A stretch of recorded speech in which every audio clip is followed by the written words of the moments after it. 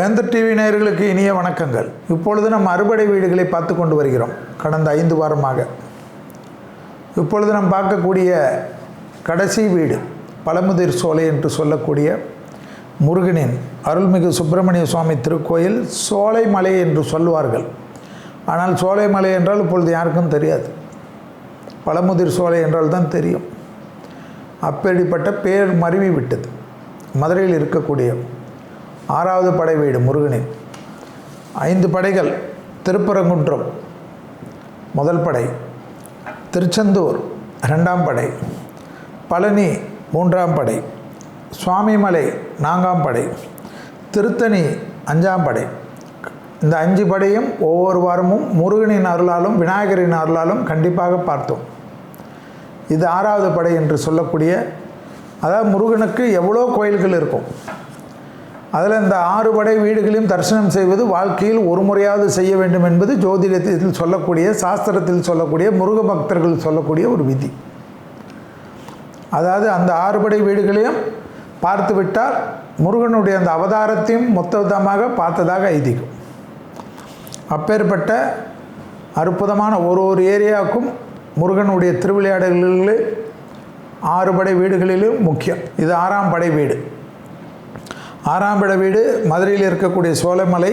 அதான் நான் சொன்னால் தெரியாது என்று சொன்னேன். உங்கள் பாஷையில், முருக பக்தர்கள் பாஷையில் பழமுதிர் சோலை பற்றி இன்று பார்ப்போம். மூலவர் தம்பதியருடன் முருகன், தலவிருட்சம் நாவல், தீர்த்தம் நூபுரு கங்கை. நோட் பண்ணிக்கோங்க, என்ன கங்கை? நூபுரு கங்கை. அருணகிரிநாதர் திருப்புகழை பாடிய தலம். திருப்புகழை கேட்டாவே போதும்னு சொல்லக்கூடிய ஒரு காலகட்டத்தில் திருப்புகழை பாடிய ஸ்தலம் எது? பழமுதிர் சோலை, 6ஆம் படை வீடு. ஸோ இந்த இடத்துக்கு வருவது எவ்வளோ விசேஷம்னு உங்களுக்கு நான் சொல்ல வேணாம். ஆனால் முருக பக்தர்கள் என்றாலே திருப்புகழை கேட்காதவர்கள் இருக்க மாட்டார்கள். அப்பேற்பட்ட பாடலை பாடிய ஒரு அற்புதமான ஸ்தலம், அருணகிரிநாதரால் பாடல் பெற்ற ஒரு ஸ்தலம். நாவல் மரத்தின் பழங்கள் ஆடி ஆவணி மாதத்தில் தான் பழுக்கும். அதாவது இது அதனுடைய எப்பொழுதும் இருக்கக்கூடிய ஒரு விஷயம். இப்போது வெயில் காலத்தில் மாம்பழம் இருக்கிற மாதிரி. ஆனால் இத்தலத்து நாவல் மரத்தில் மட்டுமே பழங்கள் முருகனின் திருவருளால் சஷ்டி மாதமாகிய ஐப்பசியில் பழுக்கக்கூடிய ஒரு அதிசயத்தை காணக்கூடிய ஒரு அற்புதமான ஸ்தலம். எல்லாத்துலேயும் பாருங்கள் முருகனுடைய விளையாட்டு. அதாவது ஆடி ஆவண மாதத்தில் இருக்கக்கூடிய விசேஷம் ஐப்பசியில் நான் இங்கே காட்டுறேன்னு சொல்கிறது. எனவே தான் இத்தலத்தை பக்தர்கள் பழமுதிர் சோலை என்று அழைக்கிறார்கள். ஒரு விஷயமும் பக்தர்கள் அந்த காலத்தில் ஏதாவது ஒரு கனெக்டிவிட்டி இல்லாமல் கூப்பிட மாட்டாங்க. அதுதான் தமிழர்களுடைய சிறப்பு. பழமுதிர் சோலைன்னு ஏன் பேர் வந்ததுன்னு கேட்குறாங்கல்ல, அதுக்கு தான் இது ஒரு பதிலாக. ஐபிஎஸ்சியில் வரக்கூடிய அந்த நாவல் பழம் பக்தர்களுடைய அமைப்பு. ஏன்னா சஷ்டியில் தான் அவ்வளோ கூட்டம் கூடும். அவர்களுக்கு இந்த பழம் யூஸ் ஆகட்டும். நாவல் பழம் எப்பவுமே என்ன அர்த்தம்? எனர்ஜி, ரீஜெனரேட், பிளட்டை பியூரிஃபிகேஷன் பண்ணக்கூடியது. ஹீமோகுளோபின் கம்மியாக இருந்தால் நாவல் பழத்தை சாப்பிடுங்கன்னு சொல்லுவாங்க. எப்படியெல்லாம் அதிசயத்தை வைக்கிறார்கள் பாருங்கள். ஏதோ சும்மா போனோம், அறுபடியை சுற்றினோம், முருகான்னு கும்பிட்டோம், அரோகரான்னு சொன்னோம்.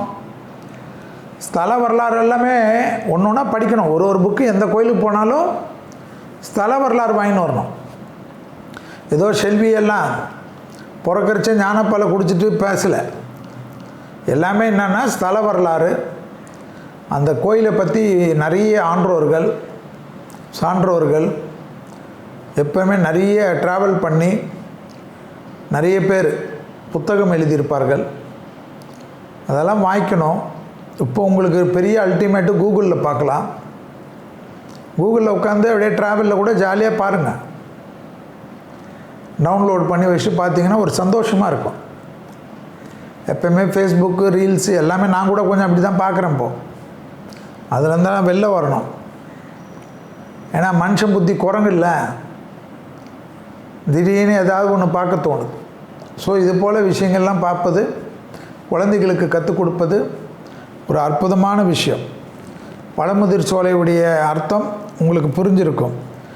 அறுபடை வீடுகளில் தம்பதியருடன் காட்சி தரும் கோயில் சோலைமலை மட்டும், அதாவது பழமுதிர் சோலை மட்டும். சோலைமலைன்னா என்கிட்ட கேட்பீங்க எந்த இடம்னு. அதனால தான் உங்களுக்கு ஒரு வாட்டியும் பழமுதிர் சோலைன்னு சொல்லிகிட்டு இருக்கேன். கந்தசஷ்டி விழாவின் தொடர்ச்சியாக இங்கு திருக்கல்யாணம் நடத்தப்படும். என்ன கல்யாணம்? திருக்கல்யாணம். முருகன் அவையாரிடம் சுட்ட பழம் வேண்டுமா சுடாத பழம் வேண்டுமா, இந்த டைலாக் ரொம்ப எல்லாருக்கும் புரியும். அந்த டைலாக்கு நடைபெற்ற ஒரு கோயில்தான் திருவிளையாடலை நிகழ்த்திய ஸ்தலம். முருகனுடைய திருவிளையாடலான அவையாரிடம் சுட்ட பழம் வேண்டுமா சுடாத பழம் வேண்டுமா, அப்பேற்பட்ட ஒரு அற்புதமான ஸ்தலம். திருமண தடை, புத்திர சந்தான தடை, கல்வியில் சிறந்த விளங்குவதற்கு கல்வி தடை, உத்தியோக தடை, இங்கே வந்து வழிபட்டாலே நிறைய விஷயங்கள். மெயினாக குடும்பத்தில் ஒரு வசந்தமே இல்லை, குடும்பத்தில் நிம்மதியே இல்லை. புருஷன் ஒரு பக்கம் திரும்பிக்கிறாரு, பொண்டாட்டி ஒரு பக்கம் திரும்பிக்கிறாரு, குழந்தைங்க ஒரு பக்கம் சுற்றுது.